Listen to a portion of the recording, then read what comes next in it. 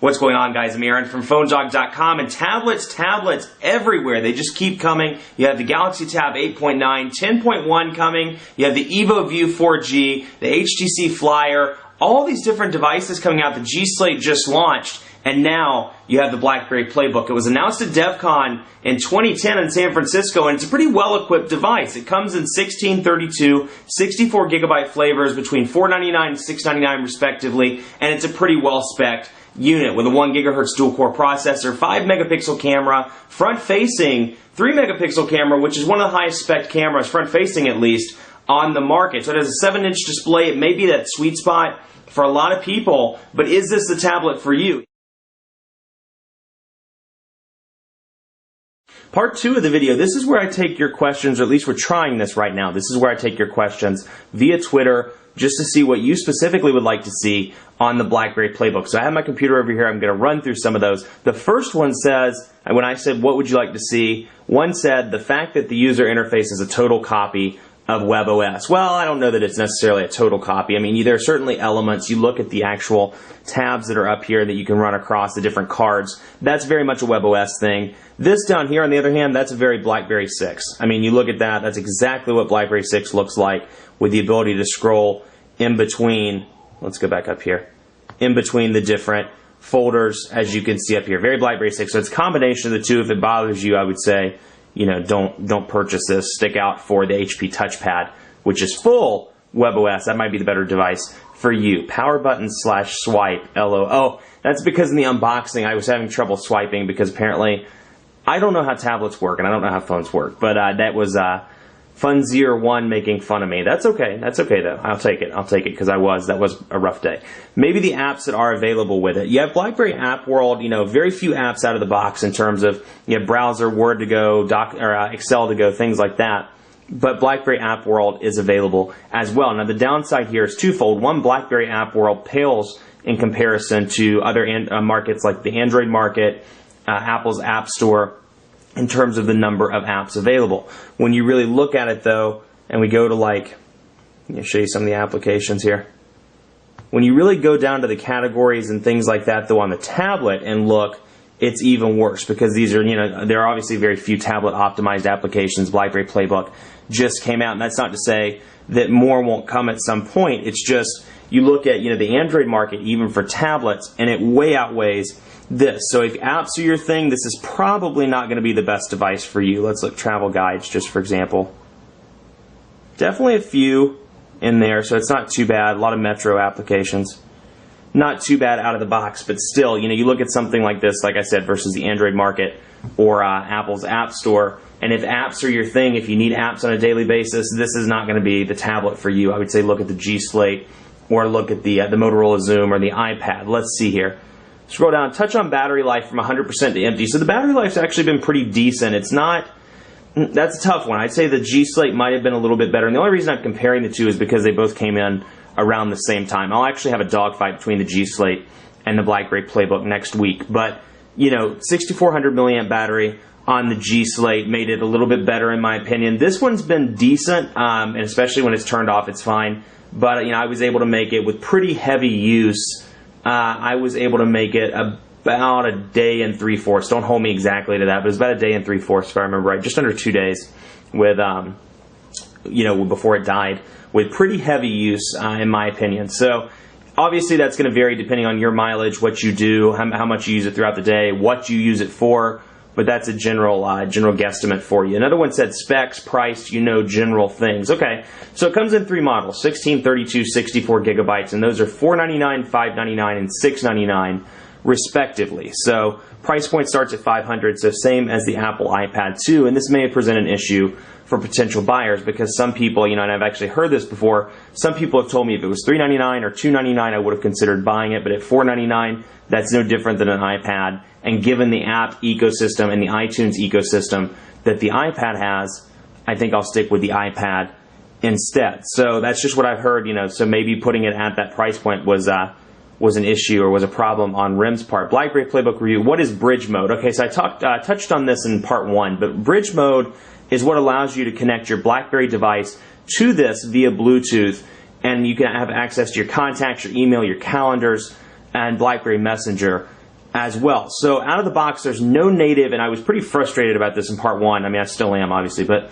there's no native calendar application, email application, contacts application, or anything like that on this device out of the box. You have to have BlackBerry Bridge enabled to really take advantage of that. So if you have a device, you're coming from, let's say, an iPhone, an Android device, and you just wanted to buy one of these because you like the tablet, you think it's a cool tablet, well, you're not going to get the full functionality unless you have a BlackBerry. So as somebody said I saw on our Facebook page, they said something to the effect of, why would I buy a high-end BlackBerry tablet when I'm forced to have some sort of mid-range, outdated, old phone that I have to have in order to take full advantage of the tablet? And I hate to say, he makes a really good point. I mean, the tablet has a lot of pros, a lot of benefits, but that's a pretty major con. So that's what Bridge Mode is. Bridge Mode allows you to connect via Bluetooth, and if you do have a BlackBerry, you can access your email, your contacts, your calendar, and BlackBerry Messenger. Now, the downside is, at least right now, AT&T is not supporting Bridge Mode, so if you have a Torch, 9700, Bold 9000, any of those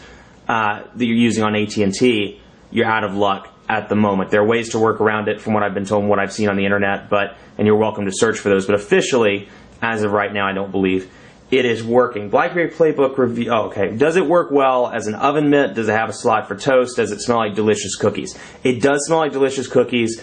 It does not have a slot for toast because I'm not even a toast fan, but it does make bacon, so that makes everything right in the world. How is the browser performance? Also the booting time. So we covered the browser performance in part 1, but the booting time a little bit slow. I mean, it's traditional. It is. He's right. He wrote after that. He said, "Which BB really sucks at." Thanks.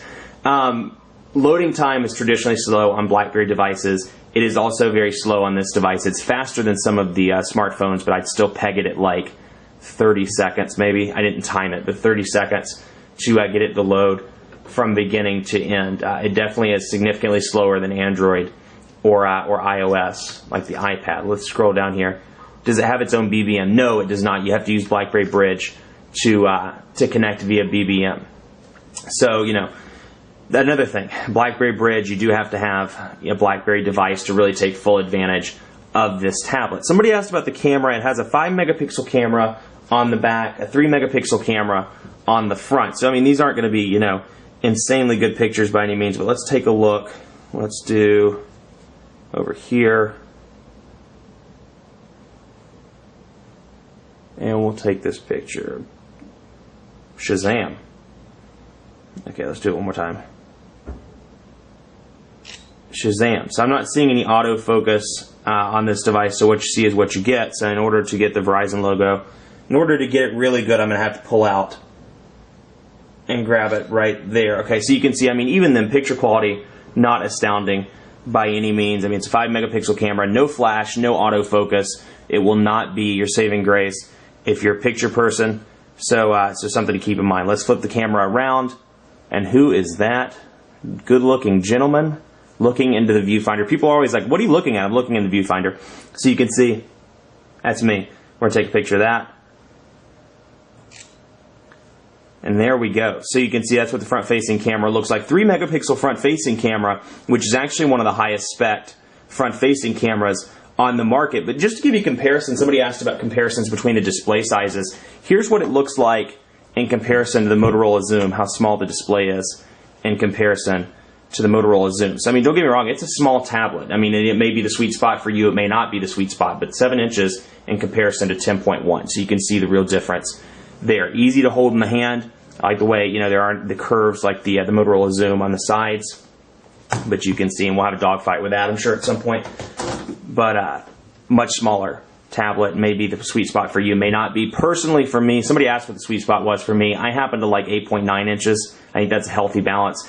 At max 9.7, which is what the iPad 2 is. So somewhere between 8.9 and 9.7. I think 10.1 is a little big. I think this is nice to carry around when you're at the airport, things like that. But I think it's a little bit small when you're using it on a regular basis or trying to browse the web. Now, I do want to show you one thing, and that's picture quality. Picture quality, I mean, is just drop-dead gorgeous on this device. And I'll show you a video that they shot. Let's go into pictures. No, sorry, not pictures. Let me remember where. Oh, videos. It's a video that was shot in 1080p on this display, and it's just absolutely beautiful playback on this display. Let's find it. Downloaded videos. See if I can find it. I don't know why it's not coming up. Let's see here. Come on. We do want to see that. I don't know why it's not coming up, but I mean, just a gorgeous, gorgeous video. Let's take a look at the music store as well while we're doing that. This is a nice feature as well. I'll show you the music store. This is something they're finally jumping on in terms of, you know, kind of advancing themselves. Okay, so let's see. Yeah, so okay, total dance hits. We could do that. That sounds like fun. Anyway, what I was saying before I got sidetracked. Sorry. It's nice to see them really enhancing into this, because where iTunes and iOS have been so far ahead of everybody else, ecosystem. When I pull an iPad or an iPod or an phone out of the box, I can download music within 5 minutes. No other carrier, or manufacturer rather, no other OS has that level of an ecosystem. It's nice to see that they're finally adopting that, at least in some way, shape, or form. So, we can get our dance on.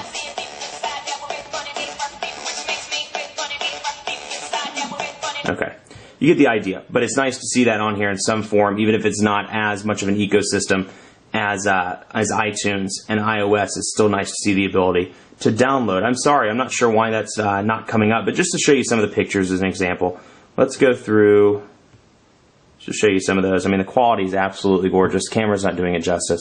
You can see, I mean, just beautiful, beautiful screen quality.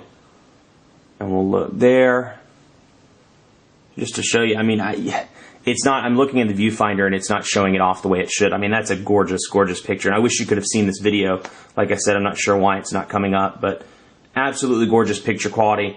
HD video is just beautiful on this device. So in terms of, you know, if you were somebody that takes a lot of pictures, you take the pictures, you put them on the device.